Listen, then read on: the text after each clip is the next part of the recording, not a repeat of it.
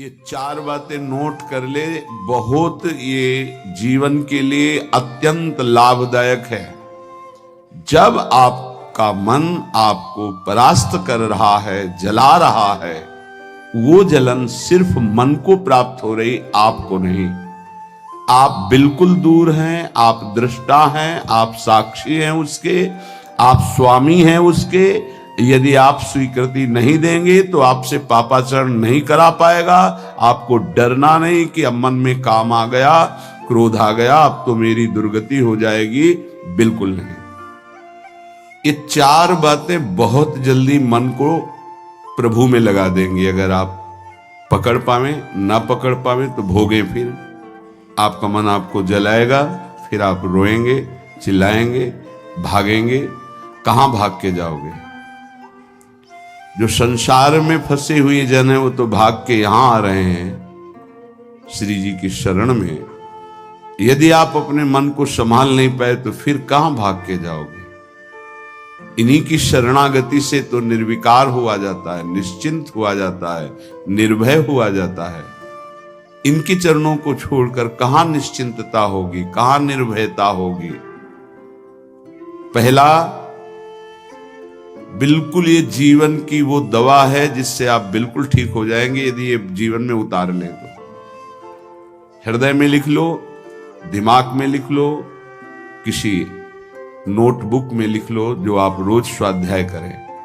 पहला, जहां जहां मन जाए, जिस वस्तु व्यक्ति स्थान में, तत्काल अपने प्रिया प्रीतम की भावना कीजिए। ये राधा वल्लभ लाल जी, क्योंकि ये व्यक्ति पहले भी नहीं था, बाद में भी नहीं रहेगा। बीच में जो व्यक्ति दिखाई दे रहा है, ये व्यक्ति नहीं, मेरे प्रभु है। वस्तु नहीं, मेरे प्रभु है।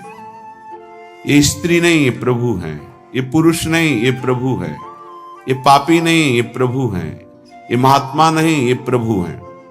मान लो, सवाल हल हो जाएगा। दूसरा, जहां जहां मन जाए वहां वहां मिथ्यात्व भाव करके, ये सब माया का विलास, राधा वल्लभ श्री हरिवंश, राधा वल्लभ। और मन का एक स्वभाव है, जहां हम परिचय उसका ये जान जाते हैं स्वभाव का, तो हम उससे शासन में ले लेते हैं। लोग परिचय नहीं जानते हैं। जीव ही आप जानेंगे, ये भागाते हुए आ जाएगा। इसको सेकंड में भी कम समय में अधीन किया जा सकता है, और पूरा जन्म लग जाएगा फिर भी अधीन नहीं कर पाओगे। बात को समझिए। ये एक सेकंड में विश्व ब्रह्मांड में कहीं भी यदि इसका परिचय है, वो तत्काल पहुंच जाएगा। वायु भी इसके समान वेगवान नहीं है मन। अगर अमेरिका गए हैं, आपने वो दृश्य देखा है, कोई एरिया, महल, घर, जो भी, एक सेकंड के कम हिस्से में वो पहुंच जाएगा। ऐसे मन को प्रभु में लगाने के लिए जहां मन जाए, और जाना कि गया, इतना सावधान साधक होना। गया, वो तत्काल आ जाएगा, उसको बुलाना नहीं पड़ेगा, वो तत्काल लग जाएगा। राधा वल्लभ श्री हरिवंश, राधा वल्लभ श्री हरिवंश, राधा वल्लभ। हो सकता है 5 बार न कह पाओ, फिर भाग जाए, फिर उसे लाना है। इसे कहते हैं अभ्यास योग। अभ्यास योग युक्तेन चेतसा नान्यगामिना। एक दिन ऐसा आएगा, नान्यगामिना, ये जाएगा ही नहीं, ये नहीं जाएगा। फिर दिव्य शाश्वत परम पुरुष की प्राप्ति इसी से हो जाएगी। तीसरा, हमारे मन में जो सही स्फुरणाएं हो रहे हैं, उसका सपोर्ट जरूरी है। विरोध से ही मन केवल काबू में नहीं होता है, सपोर्ट जरूरी है। अब सपोर्ट शब्द से कितना मन प्रसन्न हो रहा है, हर्षित हो रहा है, उस बात का सपोर्ट जो गुरुवाणी, शास्त्र, संत जनों की वाणी, उसके अनुकूल वो बोल रहा है। चलो आज हम तुम्हारी बात पूर्ण कर देते हैं। वो कहता है, मुझे आज मीठा खाने की बहुत इच्छा है। ठीक है, हम श्री जी को भोग पधराते हैं, नाम कीर्तन करते हैं, आचमन कराते हैं, फिर उसको पा लेते हैं। बिल्कुल वो आपको भजन में विरोधी भाव नहीं पैदा करेगा। कहीं कहीं मन को सपोर्ट करना है, वो कहीं कहीं शास्त्र सम्मत गुरु आज्ञा के अंतर्गत। सपोर्ट जरूरी है, जरूरी है। बिल्कुल विश्वास मानिए, ये 4 बातें जो बता रहे हैं ये जीवन की धरोहर है जो आपको दे रहे हैं। चौथी बात, जो शास्त्र विरुद्ध दोष वाली सलाह दे रहा है, बिल्कुल नहीं, बिल्कुल नहीं, बिल्कुल नहीं। जैसे वो जरूरी है सपोर्ट, ऐसे बिल्कुल सपोर्ट नहीं, बिल्कुल सपोर्ट नहीं, बिल्कुल नहीं। अब वो आपको जलाएगा। जैसे सपोर्ट शब्द से हर्षित हो गया, ऐसे बिल्कुल नहीं शब्द से वो शोकित हो जाएगा। अब आपको उदास कर देगा। जब उदास वो होगा तो आप उदास हो जाएंगे, कहीं मन नहीं लगेगा। आपको लगता है अब तो जीवन बेकार हो गया। तो मन लगना ही जीवन है क्या? अरे अभी आप समझे नहीं। सोहम तवैव आश्रितः, मैं प्रियालाल के आश्रित हूं। तो तन वांग मनोभीर, अगर ये नहीं लग पा रहे हैं तो मैं स्वयं प्रियालाल के आश्रित हूं। ये मुझे कैसे भ्रष्ट कर सकता है? तन वांग मनोभीर, शरीर, वाणी और मन, ये हम समर्पित कर रहे हैं।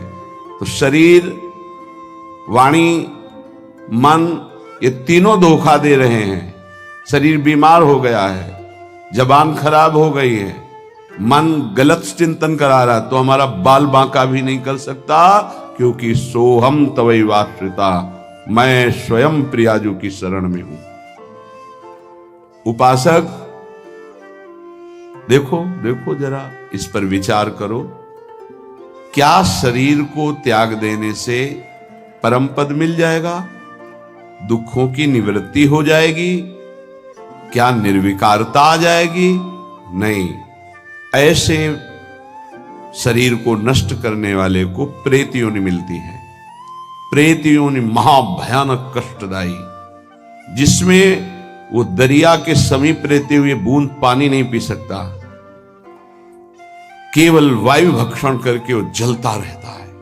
कितने समय तक इसकी कोई सीमा नहीं है, युग युग बीत सकते हैं।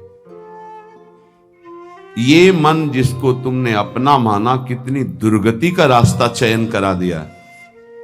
उपासक मस्ती सीखे। अरे चाहे गृहस्थ हो या विरक्त हो, भगवद आश्रित मस्त रहना सीखो। सदा रहो अलमस्त, नाम की धुन में हो जा मत वाला।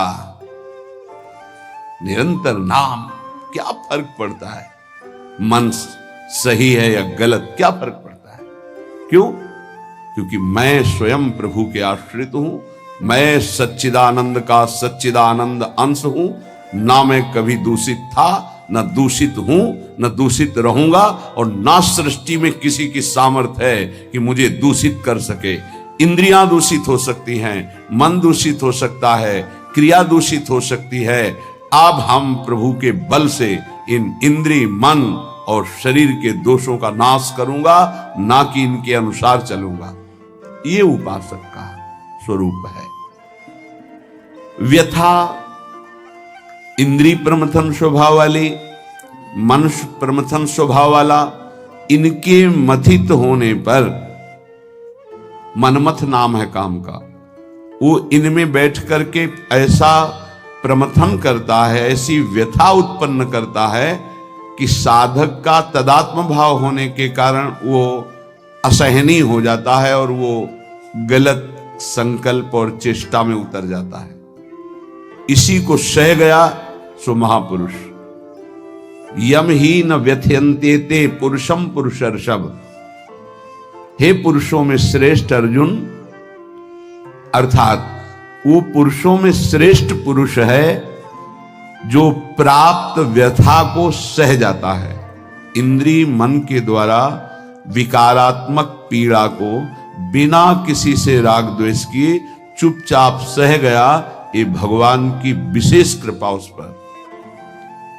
हमारा मन क्या बुद्धि के साथ सोचवाता है कि जब हमें जो काम सताया, लोभ मोह ममता जो भी, हमें वो तत्काल मिल गया और हम शांत हो गए तो सौभाग्य समझते हैं। दुर्भाग्य है उस उपासक का जो चाहे और उसको प्राप्त हो जाए, दुर्भाग्य है उसका। सौभाग्यशाली वो है जो चाहे और ना मिले और जलता हुआ सह गया, उसे वो चीज मिलेगी जो त्रिभुवन में किसी को किसी साधना से नहीं मिलती। यम ही न व्यथ्यन्ते ते पुरुषम पुरुषर्षभ शम दुखा सुखाधीरम स्वमृतत्वाय कल्पते। वो अमृत पद का अधिकारी हो गया, वो अमर हो गया, अविनाशी हो गया, वो अविनाशी पद में आरूढ़ हो गया जो इस व्यथा को सह गया। व्यथा को सहने वाला वही होता है जो व्यथा का दृष्टा बनता है, भोगता नहीं। तुम दृष्टा हो, बात समझिए। आपने देखा आपका मन गलत चाह कर रहा है, ये आपने देखा, आप में नहीं है, मन में है। पर कहने को होता है कि मेरे मन में दोष आ गया, लेकिन मेरे मन में नहीं, वो मेरे में आ गया, मैंने स्वीकार कर लिया। यही दुर्दशा है माया के द्वारा की गई। इसी का नाम जड़ चेतन ग्रंथि है। यही चिज्जड़ ग्रंथि है जिसका नाश करते हैं वेदांत के द्वारा, भक्ति के द्वारा, योग के द्वारा, कर्म योग के द्वारा, सत्संग के द्वारा, शास्त्र स्वाध्याय के द्वारा। आपको विविध शास्त्रों का सार 5 मिनट में मिल गया। जो जीवन भर प्रयोग किया गया शास्त्र स्वाध्याय करके संतों की कृपा से, वो 5 मिनट में मिल गया। अगर इसे स्वीकार कर लें तो बहुत जल्दी आप महात्मा बन जाएंगे, चाहे गृहस्थ में हो या विरक्त में। महात्मा का संबोधन स्थिति से है, बाहरी किसी पद पदवी से नहीं। स्थिति होती है, उसे महात्मा कहते हैं। महात्मा शब्द भगवान के आगे भी लगता है, महात्मा श्री कृष्ण, ऐसा कई बार महाभारत में संबोधन हुआ। महापुरुष भगवान को कहते हैं, वंदे महापुरुष ते चरणारविंदम। जो भगवान में तन्मय हो गया वो महात्मा, जो भगवान में भगवत भाव को प्राप्त कर लिया वो महापुरुष, अर्थात भगवान और भगवान के जनों में अभेद स्थिति हो जाती है।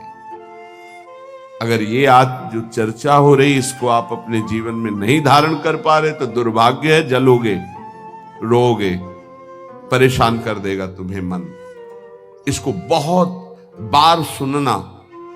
एक एक शब्द ये अमृत है, ये जीवन का सार हम आपको बता रहे हैं। मन से लड़ने की ये युक्तियां हैं जिससे साधु अपने मन को भगवान में लगाकर शांत करता है। जब हमारा मन भगवन्मय होने लगता है तो उसमें भाव का प्रादुर्भाव हो जाता है। फिर ये जो अभाव है इसी से कामनाएं प्रकट होती हैं। शब्द को पकड़ना, मन में सुख का अभाव ही भोगों की कामना पैदा करता है। मन में भगवत भाव ही निर्विकारता की स्थिति प्रदान करता है। जब आप इन 4 सूत्रों का प्रयोग करके मन को भाव में ले आएंगे तो यही मन जो आपको रुलाता है यही नचा देगा। पायो जी पायो मैंने राम रतन धन पायो, नाच पड़ोगे कि वस्तु अमोलक दी मेरे सतगुरु, निष्दिन बढ़त सवायो, रात दिन आनंद बढ़ रहा है, सदगुरु ने निहाल कर दिया। किसी को ऐसा लगता हो कि हाथ रखने से ये विकार नष्ट हो जाते हैं, आज तक हमने कहीं शास्त्र में नहीं पाया ऐसा, कई संतों से ऐसा नहीं पाया। सबने उपदेश दे करके, कृपा शक्ति दे करके साधन में लगाया और उसको परिपक्व किया, उपासक को बलवान बनाया। अगर ये आशीर्वाद से होता तो उपदेश ना देकर सबके हाथ माथे पे रख देते, भगवान सबका मंगल करे, सब निर्विकार हो जाए। कभी ऐसा नहीं हुआ है, ना ऐसा हो सकता है। हम जब संतों के वचन पर श्रद्धा करते हैं और उसको स्वीकार करके आचरण में लाते हैं तो वही आशीर्वाद हो गया कि हमारा पुरुषार्थ सार्थक हो गया। हमारा प्रयत्न गुरुदेव के वचनों के अनुसार, प्रयत्न की शक्ति गुरु कृपा, तो आगे जो भक्ति का रंग वो गुरु कृपा, मोक्ष जो वो गुरु कृपा, भगवत साक्षात्कार गुरु कृपा। पर उसमें हमारी पूरी शक्ति उनकी आज्ञा पालन में लगी है, इसीलिए प्रधान कृपा हमारी हुई। हम प्रधान कृपा अपने ऊपर नहीं करते, और तो सहायक कृपा सब है। भगवान की कृपा मानव देह मिला, सत्संग मिल रहा है। गुरु की कृपा स्वीकार किया, मंत्र दिया, नाम दिया, उपदेश कर रहे हैं। शास्त्र कृपा हमें सुलभ मार्ग, भगवत मार्ग, उससे नाना प्रकार के बचाव पक्ष की बातें, उसमें आसक्त होने की बातें दोनों बताई गई। परमार्थ में कैसे आसक्त हुआ जाता है, परमार्थ में कैसे बचा जाता है, शास्त्र कृपा भी है। अपनी कृपा हम नहीं कर पा रहे। अपनी कृपा, अब हमको इस संसार समुद्र से मुक्त होना है, डूबना नहीं, इसमें पार जाना है। अब मुझे वही करना है जो मेरे गुरुदेव कहते हैं, शास्त्र कहता है। अब इसके विपरीत नहीं, ये अपने ऊपर कृपा हो गई। कोई बिरला समझ पाता है गुरु कृपा को। हमारी सदैव दृष्टि पार्थिव रही है, व्यवहारिक रही है, लौकिकी दृष्टि रही है, इसीलिए हम गुरु की बात में भी लौकिकी, व्यवहार की, स्वार्थपना देखते हैं। नहीं नहीं, ये केवल आपके लिए है।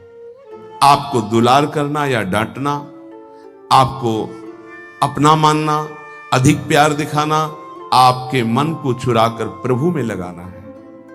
उस मन को ऐसे आसक्त किया जाता है, भय दिखाकर, प्रलोभन दिखाकर, दुलार करके, कि आपका मन श्री जी के चरणों में ऐसे समर्पित हो जाए कि आप निहाल हो जाएं, आप सुखी हो जाएं। अंदर की बात यही हो।